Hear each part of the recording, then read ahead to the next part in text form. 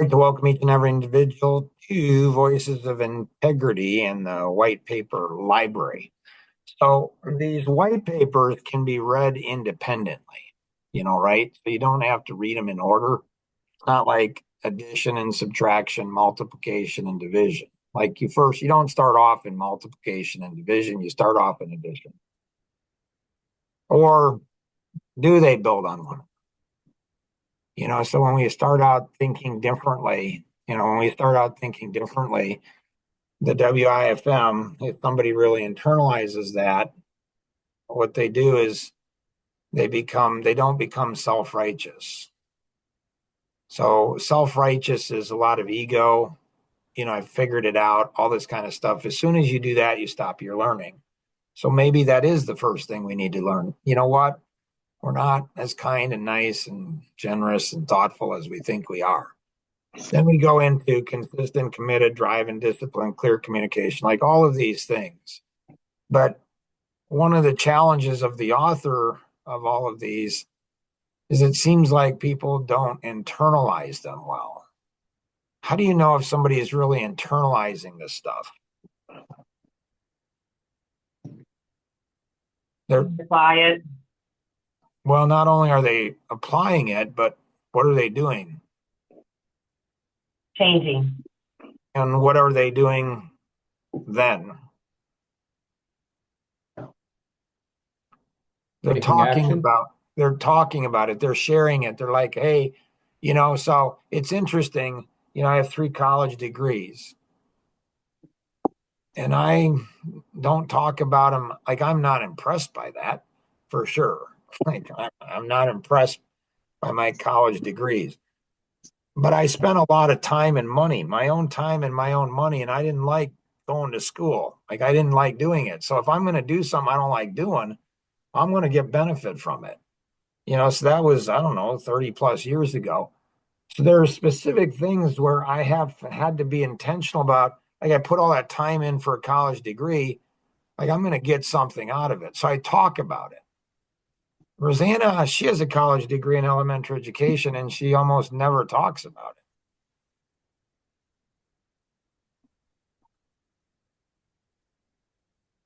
Like, even now, try to set her up, and she says, one of the things I've been thinking about that college degree in elementary education, but she never talks about it.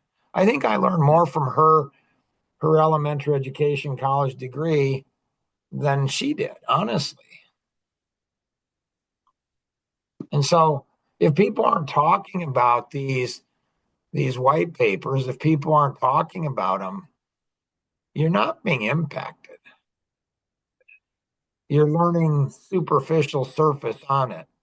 So when we go into phase 2, like income machine, this is where you can tell, are you making more money? If you're not making more money, you probably go ahead and you're not learning this stuff. So the story behind Patience, the silent killer, is just an awesome story. I don't know how many years ago it was, maybe 8 or 9 or 10. Tom Coons, and I were talking on Thanksgiving. We do that periodically, talk on Christmas or New Year's or Thanksgiving, because when you do that, when you do a podcast on a holiday, I don't know, it's something special. Everybody else is in bed or doing something else, and you're up being productive. And so we were talking a number of years ago, and I said, so Tom, what's the biggest challenge you're facing?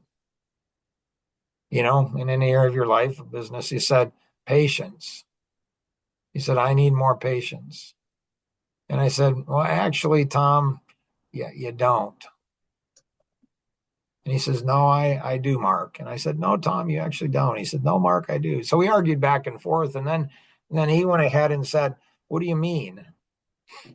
And I said, what you need, Tom, is you need a system, because the people around you, they're too patient with themselves. This is why you're impatient, because you see their potential and you're frustrated. You're like, why are you such a goofball or idiot or stupid? Like, you can do more than you're doing. I'll never forget Jonathan McKee. He was a past employee. This guy was like crazy smart. but he acted stupid. And I couldn't understand that. So I asked his ex-wife, his daughter was working for us at the time, too. She was 16 years old. And his ex-wife, I knew her. So I asked her, I said, Jonathan seems to be like he acts stupid, but he's not. And she laughed and she said, yeah, when we were married, I noticed that too. And I said, why are you acting stupid when you're not? And he said, oh, it's, he had a system. It's so people expect less from you. Okay, I'm sure that's going to work out well for you in life. And so Tom's like, so, so it's like he realized it's not him that needs patience. It's other people. They need less patience. He cares more about their success than they do. So it comes back to the crab in the bucket principle when we were out in Lakota Indian Reservation in South Dakota. And, and the Lakota chief says, so it's the poorest county in all of poverty in anywhere in the US.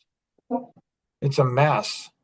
Like if you're a parent and your daughter gets arrested or has any going with the police, there's a high probability she's going to be raped by the police. That's how pathetic it is. It's terrible. It's absolutely terrible. And so I was talking to Lakota Indian chief, and he said, we Lakota Indians are like crabs in a bucket. Like, what does that mean? He says, well, when one crab crawls out, all the other crabs pull them back in. And that's just common with poverty. So when people say you need to have patience, what they're saying is, let me be stupid. Okay, I'll let you be stupid. Sloppy, lazy, and sloppy, lazy, undisciplined, pathetic, and stupid. So patience is a silent killer. It's like, it's just, and so people don't realize it. In business, you realize that patience will kill you in business, absolutely destroy you in business. I mean, if you're in the government working, who cares? If you're in education, have tons of patience. If you're working at a church, patience is great. Like anything big, patience, things get done whenever they get done. There's not a sense of urgency. So what's the benefit? Like you had a great comment there, like less patience. People don't have enough less patience. So what's the benefit of having less patience? Well, it's so funny. Education is just the funniest thing in the world. Like, like we, like they think that educators, not all, but predominantly, a big part of education is we need to take, like Robin Hood, we need to take from the rich and give to the poor. We need to go ahead and take from Mark. Mark works hard, makes sacrifices, and takes risk, and we need to take money from him and give it to other people. Really? That's what you think? And educators will be like, well, that's fair. Okay, well, I can buy that. So how, like when you were in college, when you were in high school, when you were in grade school and you got an A, why don't you give part of that A to an F? Like, right? That's only fair. Like, it's not fair. Like, why don't you give, like, if I have a D and you have an A, how about if we both get C's? Like, that's fair. Why should you, like, if you're smarter than I am, like, why should you get it? Why don't we even it out? You'll never find an educator. It's weird. It's like they can't Yeah, I saw do a it. study. I saw a study done that a college professor did that with his one class, and He it did. just It yeah, destroyed him. yep, Yeah. Yeah. It was like, it was crazy. very And so, interesting. so patience, patience is like, mom, I'm getting a D. Have patience with me, mom. So if you're patient, you're accepting. You're like, okay, well, I got a D. So you'll continue to get a D. Patience, if it takes you 2 hours to do the chores, rather when it should be taking you 15 minutes, just be patient. Oh. Like, So different areas of patience in life. Right. So Yeah. what's good patience? Good patience, I think, is when a child, and Cheryl, she's like an expert in this. Do you know why, Cheryl? Because of CJ? Yeah. Like he's a smart, so he has Down syndrome. And so she's continually battling. Like, is he gaming me? Does he know what he should be doing or doesn't he? Like, you know, and so I had an aunt and a cousin who, was deaf. And he was probably 10 years younger. So Roseanne and I were recently married, and we thought, I thought, I might have a special need. So I probably ought to, this is before we had any kids. And I went ahead and asked her, I said, so, and Nancy, what's it like to have a special needs son who's deaf? And she looked at me and laughed. She says, he's just like any other kid. He knows how to use his disability to get what he wants in life. And Mark, I'm not sure that's going to serve him well. So, and so like we had a guy who had significant autism, and he worked for us for over 22 years as a graphic designer. And his dad was, blue collar. His mom was a nurse. And, and he did an internship with us. And when he did the internship, he went into the bathroom and banged his head against the wall. This is a little disruptive. Like I'm in my 20s. I'm like, I don't know what to do here. They didn't train me this in college. Like he's banging his head. It's disruptive to all. Like this is not safe. It's not a good. So I call his mom and I said, "Hey, Mike's banging his head in the bathroom. What am I supposed to do?" She says, "Oh, okay." She just casual. No, just knock on the bathroom door and say, "Hey, Mike, you want me to call your mom?" I'm like, what? I mean, the guy is like, he's in his, I don't know, mid 20s probably at the time, late 20s at the time. And it's like, and so I do that. And he's like, no, no. And then he's fine.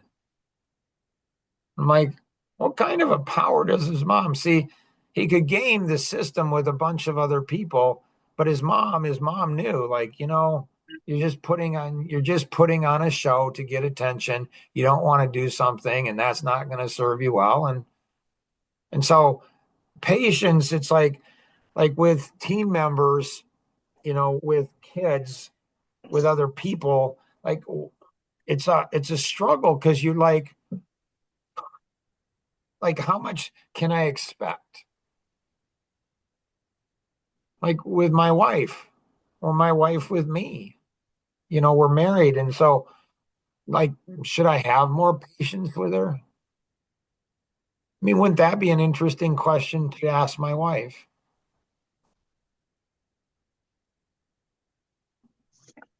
No? Rosanna, do you think I ought to have more patience with you?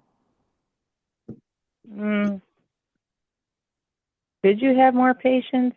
I don't think so. I think you have a lot of patience with me. Dale, is that strange to you? Yeah, because it's not the normal answer I think you get from a wife. Like or it seems like most of them ask, yes, need more patience. So you must be a fantastic husband. Right? Or she's just gaming me, like make me look good, and then I'll cut her some slack. Cheryl, are you surprised by Rosanna's response? Not really. Mary Jo, are you surprised by Rosanna's response? No, Elaine, are you surprised by Rosanna's response? not at, not at this point in life. What does that mean? It means she has grown from what she was. I don't even know if I want to go down that rabbit hole. Like you've only known her for what, 3 years or something. Oh, um, yeah. So it's, as my dad is a pastor and growing up Baptist, you know, it's, you know, it's, patience is godly. So you're taught give people a lot of room. You know, you don't find very many, if any, um, very successful football coaches or any sports coaches. You don't find them being patient. You just don't. It's almost this unwritten rule that I'll be patient with you if you're patient with me. And so, yeah, this is just a crazy cool. Oh, um, on on the Thanksgiving, I said, "You need a system." He says, "Man, that'd be cool." And I said, "Okay." So, that Thanksgiving, I wrote this white paper for him.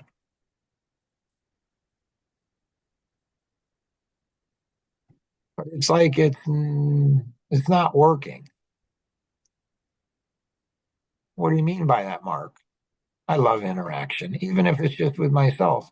Um, it's like people aren't sharing it. Like I don't understand it. Like this thing's like the coolest. Like it's got some funky stuff and about personalities. Like it's all built into the personalities.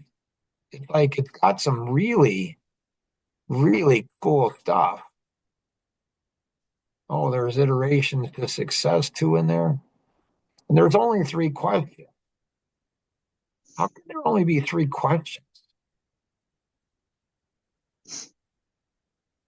Like, so people aren't using it. It's strange to me. I don't understand. People aren't sharing it. I would think somebody would read it and then they would share it with their husband or wife or significant other. I would think that they would share it with their kids and say, "What do you think about this?" So in raising the kids, I said to the kids, and it's the same thing with team members. It's the exact same thing. Like there's a new team member that's thinking about joining us as an EVA and LP. And, she's a woman. And I said, I tend to be, I'll just crush a man, but a woman, I just won't. And that's not good for women in business. Why not, Mark? Because, it's it's the, it's the pressure. It's like how you're going to grow. It's like the expectation. I went ahead and said to her, I said, in my experience, women, they have it harder time being successful in business than men do. Often because it's being a woman. It's not, it's because women have all these reasons and nobody challenges them. Like nobody challenges the women's reasons. Why is that? Well, because you learn as a little boy, you don't challenge mom. Dad teaches you, mom teaches you, mom says something, you just, I mean, they talk about in the English world from the pulpit, it's the weirdest thing. Every time this happens, I just want to stand up. I don't care if there's 1,000 people. One of these days, I'm going to. I'm just going to say that's not biblical. So a pastor, he gets up in front, he says, and he laughs and he says, if mama's not happy, nobody's happy. What? That's just goofy. So you're saying that mom's self-centered, self-absorbed, narcissistic, and if she's not happy, she's going to make everybody miserable? That's what you're saying about women? Yeah. Wow, that doesn't sound like you have a very good opinion of women. I can't imagine why America's in the position it is. If women are like that, that's just terrible. That's So just do people not say anything because it's sort of the social acceptance not to say something bad about the women? well, it's Just partly because, it's as you partly said, that. But it's more than that. It's like you pay a price. Your mom will cry, she'll go ahead and use all kinds of emotional, stuff on you that messes with your mind. And you're like, I don't know, am I a bad human being? Then your dad comes in and says, hey, don't do that to mom. Like I remember Katrina, our middle daughter, when she was 15, 14, Roseanne and I went to Disney World actually. And I spoke at, an event there. And we get a call a couple days into the event. And oh my goodness. And so, her parents were watching our kids. And Katrina, our middle one, 15-year-old, she goes ahead and says, or she said something to Grandma Erler, Rosanna's mom, that holy cow. I mean, I got destroyed. I mean, what's your daughter saying this to Grandma Earl? Like she and her husband, and then all the niece, all my, aunts and the uncles, and then even my mom jumped on and how terrible my 15-year-old daughter is. I'm like, yeah, seemed pretty cruel. Yeah, it seemed pretty cruel. Is it because she made a comment towards the woman? Well, she said, yeah, she went ahead and went after Grandma Erler. Why did she go after Grandma? This is the same thing. Jonathan McKee, his daughter, Lauren, he came in on a Monday and he says, yeah, she's 16 years old. And he's like, she went ahead and hit my girlfriend. I'm like, why did she hit your girlfriend? He's like, I don't know. No reason.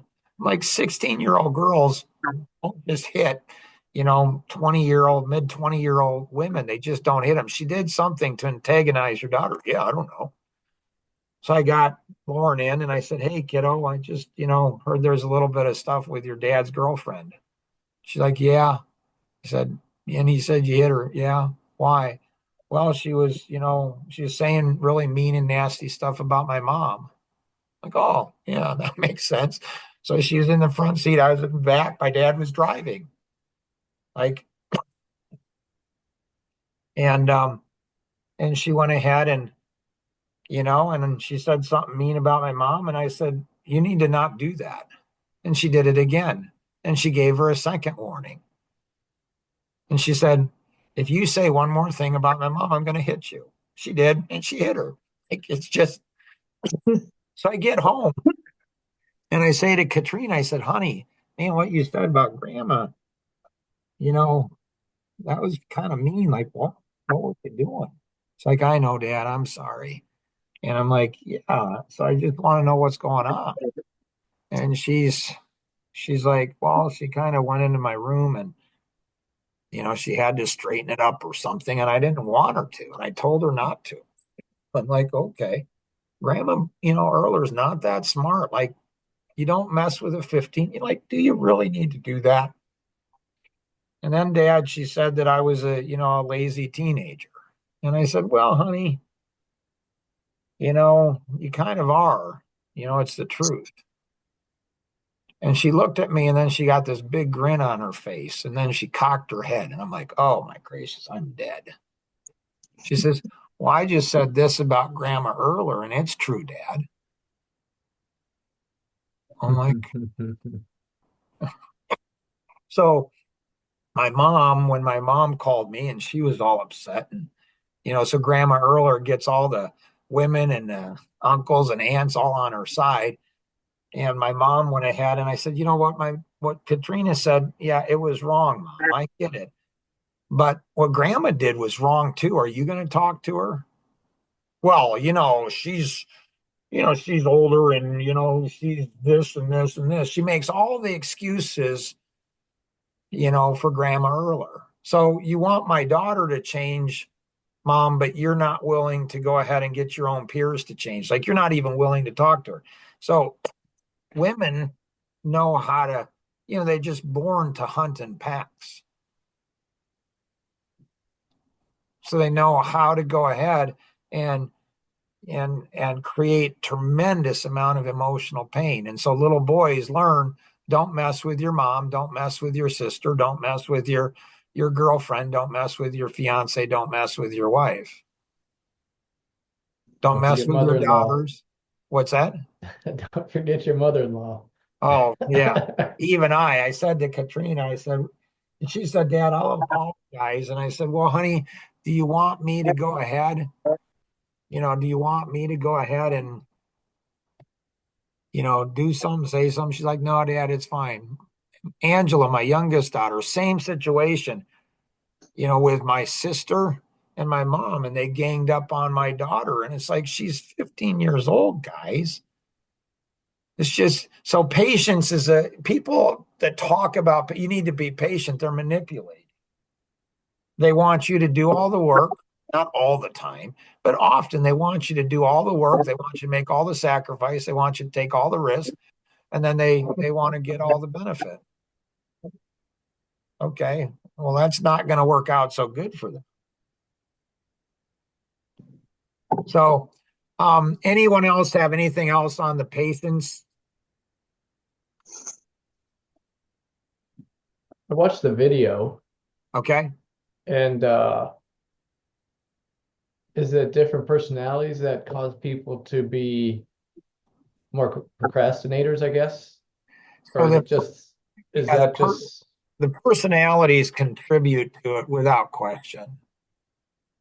So without question, so each of the different, so the amiable personality is going to tend to have more struggles with procrastination, except Rosanna Ware. Where will the amiable not procrastinate?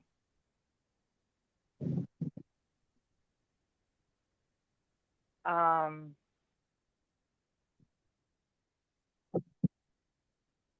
and a lot. They won't procrastinate when they have things that they want to do. Right. So, flower gardens, no procrastination there. Correct. Yeah. Something that they're interested in. Something Right. they want, there's not procrastination there. And so these two are going to be very strong on tasks. These two will be very strong on people.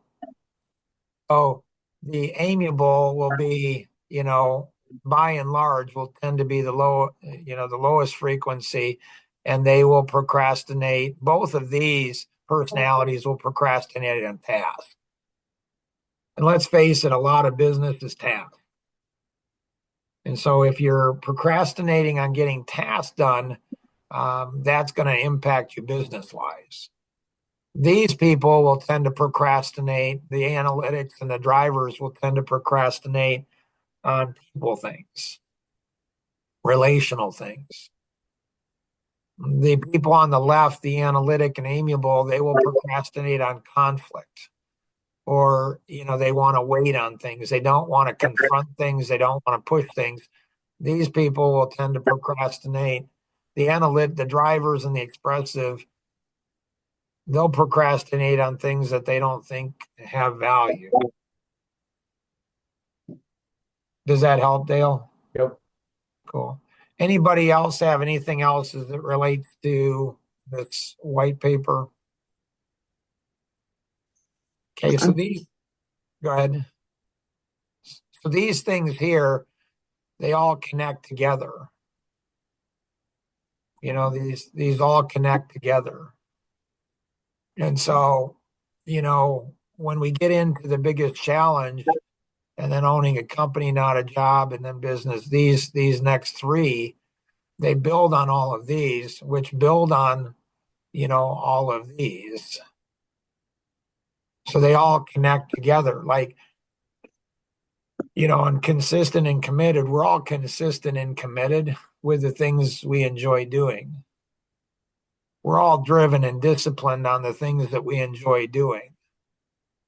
We're probably pretty good communicators on the things we enjoy communicating about. So, but the things that build success in business and life and relationships are doing things that we're not so good at, that we don't enjoy naturally. It's discipline. If we enjoy doing it, it's probably not discipline. It's just enjoyable.